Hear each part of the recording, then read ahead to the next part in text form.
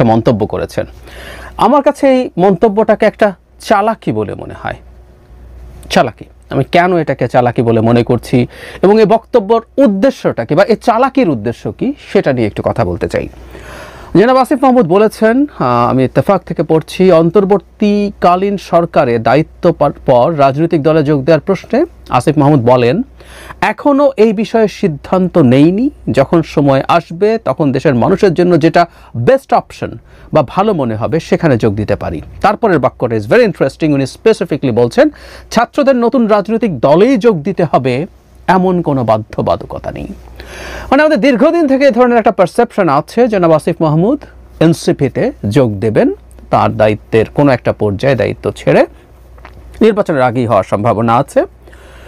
কিন্তু ওনার এই বক্তব্যের মাধ্যমে তিনি একটা ধোঁয়াশা তৈরি করলেন। তিনি ওখানে যে যাবেনই গ্যারান্টি নেই, যেতেও পারেন কিন্তু গ্যারান্টি নেই এবং পরিস্থিতি বুঝে যে কোনো জায়গায় যোগ দিতে পারেন। মানে তাত্ত্বিকভাবে ব্যাপারটা এরকম, উনি বিএনপি, জামায়াত বা অন্য কোনো দলে, এখন তো প্রতিদিন সকাল বিকাল নতুন নতুন দল গজাচ্ছে, যে কোনো দলে যোগ দিতে পারেন।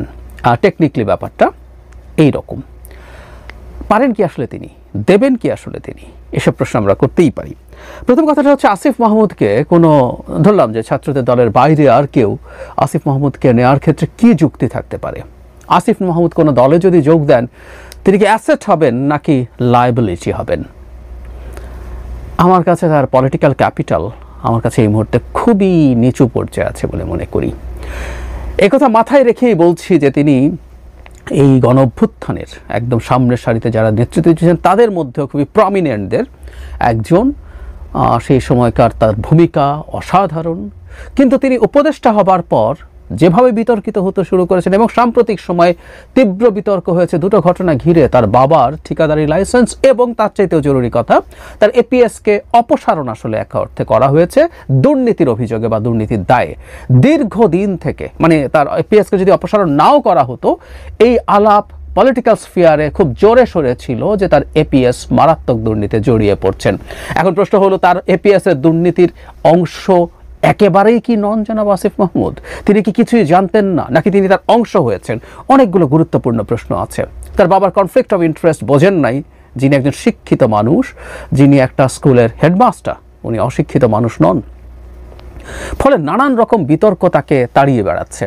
এখন আমরা জানি না, নিশ্চিত নই উপদেষ্টা পদে থেকে জনাব আসিফ মাহমুদ অনেক টাকা করেছেন কিনা। টাকার একটা মূল্য রাজনীতিতে আছে, এখনও টাকা দিয়ে রাজনীতিতে পদ বা বিভিন্ন জায়গায় যাওয়া যায়, ভবিষ্যতেও আরও বেশ কিছুদিন যাবে বলে আমি মনে করি। আমি খুব ইউটোপিয়ান চিন্তা করি না যে শেখ হাসিনার পতনের পর আমাদের পলিটিক্যাল পরিবেশ, পলিটিক্যাল ইডিওলজি একেবারে রাতারাতি পাল্টে যাবে। তো আমরা যদি, আবারও বলছি আমি নিশ্চিত নই, জানি না, অনেক আলাপ আছে, কিন্তু যদি সেটা না হয়ে থাকে তাহলে আসিফ মাহমুদকে কেন নেওয়া হবে দলে, কেন নেবে? আমি মনে করি এখন তিনি যেভাবে মানুষের সামনে পোর্ট্রেট হয়েছেন, আসলে অন্য কোনো দলে যাওয়ার সম্ভাবনা ওনার যথেষ্টই কম। এমনকি উনি ছাত্রদের দলে গেলেও যে ইমেজ তার তৈরি হয়েছে, তাকে খুব ফোরফ্রন্টে রাখা হবে, আমি সন্দিহান। এটা গেল একটা দিক। দ্বিতীয় দিক হচ্ছে তিনি উপদেষ্টা আছেন। আমরা কি কেউ, আপনাদের যদি কারো মাথায় আসে আমাকে একটু কমেন্টে লিখে জানাবেন, উনি এতদিন ধরে যে মন্ত্রণালয়গুলোতে আছেন সেই মন্ত্রণালয়গুলোতে উনি আসলে কি খুব সিগনিফিক্যান্ট কাজ করেছেন? কেউ একটু যদি আমাকে লিখে জানান। আমি ভেবে দেখেছি যে তার মন্ত্রণালয়গুলোতে তিনি অসাধারণ কোনো কাজ করেছেন, যেটা মানুষকে তার ক্যাপেবিলিটি সম্পর্কে একটা ধারণা দেবে, তার নেতৃত্ব সম্পর্কে ধারণা দেবে। আমার তো মনে পড়ে না। তো তাহলে অন্য কেউ নেবে কেন?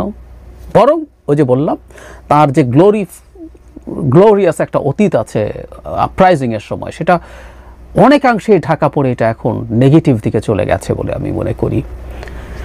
তাহলে কেন উনি এটা করছেন? আমি বলছিলাম এটা একটা চালাকির প্রধান কারণটা আমি একটু পরে বলবো। একটা গৌণ কারণ এটা হতে পারে, একটা মানুষ যখন তাকে একটু আনসার্টেইন করেন, উনি যদি ছাত্রদের দলেও যান সেখানে যাতে উনি একটা বেটার জায়গায় যেতে পারেন। উনি যেহেতু আগে যাননি, এখন অনেক পদ দখল হয়েছে, সো সেখানে একটা গুরুত্ব তৈরি করার চেষ্টা হতে পারে।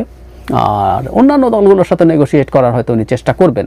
কিন্তু প্রধান কারণ আমার কাছে যেটা মনে হয় সেটা হচ্ছে তিনি আসলে একটা ধোঁয়াশা তৈরি করতে চাইছেন। কারণ আমরা অনেকেই এই অভিযোগ করছি, আমি বহুবার করেছি, সেটা হলো এনসিপি সরকারের অংশ। কারণ দুজন ছাত্র উপদেষ্টা আছে যারা একটা সময় এসে এনসিপিতে জয়েন করবে, ফলে সরকারের মধ্যে থেকে উপদেষ্টারা তাদের আমি জনাব নাহিদকে এক্সাম্পল দিয়ে বলছিলাম, আমি চেয়েছি ব্যক্তিগতভাবে তিনি এই দলের দায়িত্ব নিক, আমার সেটা নিজেরও চয়েস ছিল, কিন্তু উনিও তো সরকারে ছিলেন এবং হঠাৎ করে উনি সরকারের দায়িত্ব ছেড়ে দিয়ে একটা দলে যোগ দিয়েছেন, ব্যাপারগুলো এরকম না। সো সরকারের মধ্য থেকে তিনি বুকে এনসিপি রেখে সরকার চালিয়েছেন, সরকারের দায়িত্ব পালন করেছেন, যে সরকারটা একটা পুরোপুরি নিরপেক্ষ সরকার হওয়ার কথা ছিল।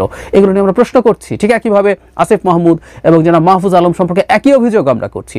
আমি এভাবেও অন্তত বলেছি যে যদি 3 জন বিএনপি বা 2 জন জামাতের 3 জন উপদেষ্টা যদি বলে আমরা বিএনপিতে যোগ দেব এই সরকারের থেকে রিজাইন করে, কিন্তু আমি জয়েন করার আগ পর্যন্ত সরকারে আছি, বা একইভাবে জামায়াতে যোগ দিতে পারি, আমি চিন্তা ভাবনা করছি, বিবেচনা করছি, তারা রিজাইন করে এই যাবো, কিন্তু তার আগ পর্যন্ত আমি সরকারে আছি, এগুলো আমরা মেনে নেব কিনা।